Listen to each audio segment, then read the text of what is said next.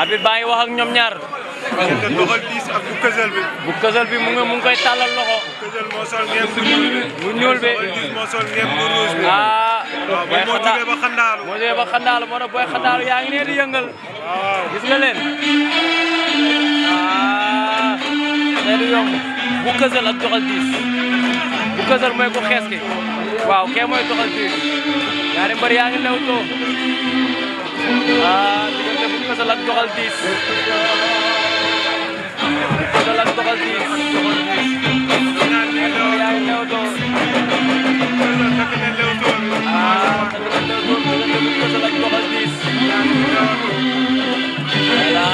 ñaari mbër yaa ngi lewtoo bu kësal mu ngi koy xool daa mel ni solution lay wut doxal 10 am koy xool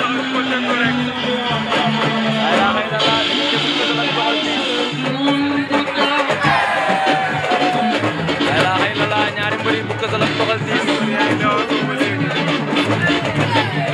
ñaari mbër yaa ngi lewtoo diggante bu kësal ak doxal 10 mais bu kësal lu muy def nii bu kësal soogu na doxal 10 ñaari mbër yaa ngi lewtoo la ilaha illallah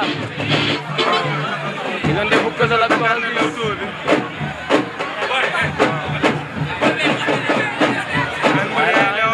ñaari mbër yaa ngi lewtoo diggante bu kësal ak doxal 10 Iba la ilaha illallah diggante bu kësal ak doxal 10 ñaari mbër yaa ngi xoolante ñu lewtoo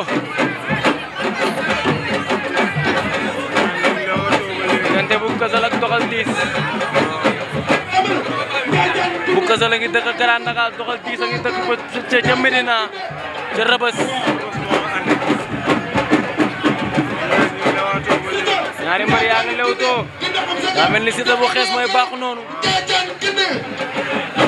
bu kësal mu ngi ko bëgg dugg mais ba tey doxal 10 am koy teelu bu kësal ak doxal 10 la accéléré na ko bu kësal jàpp na doxal 10 la xëy na laa ñaari mbër yaa ngi bëre diggante bu kësal ak doxal 10